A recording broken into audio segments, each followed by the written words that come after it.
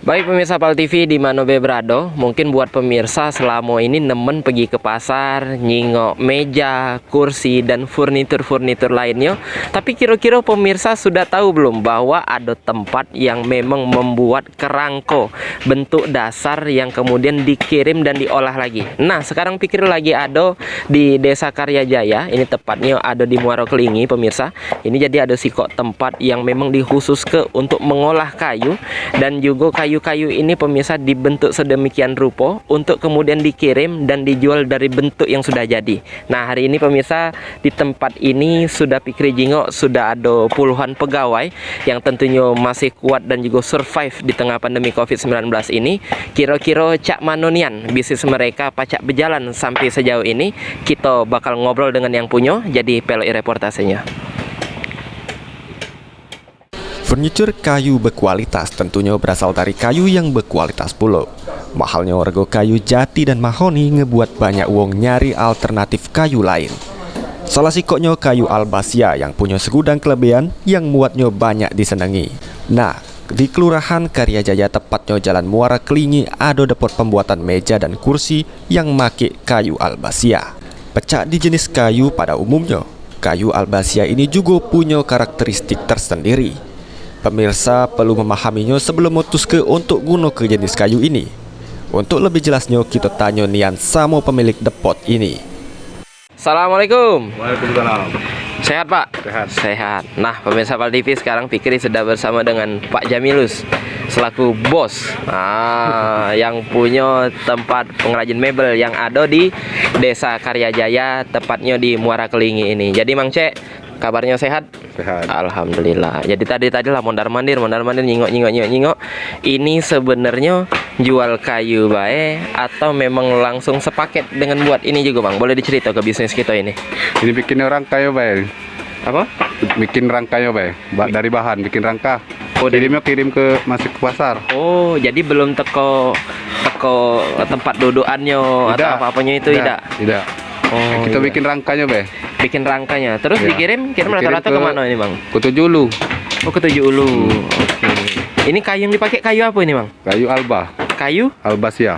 Kayu albasia. Iya. Apa dia Bang? Apa tuh keistimewaan dari kayu ini sangkan dipakai ini? Tidak bubuan dia.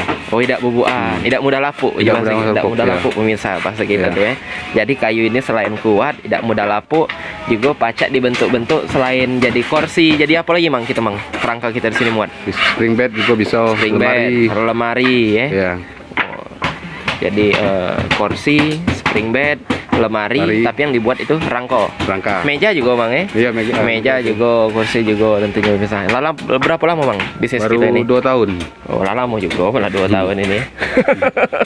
Kenapa awalnya Bang terpikir untuk membuat bisnis mebel ataupun furnitur ini tadi?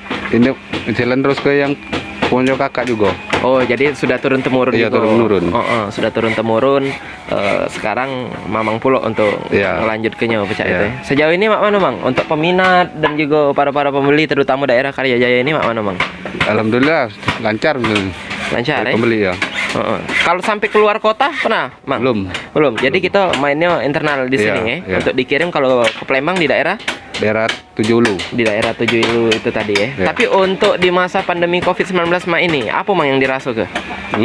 Tidak biasa tuh lah. Biasa tuh lah ya. Ya. Oh, jadi tidak terlalu terkena Tidak. ngerasa ke dampak Tidak. COVID ini tidak.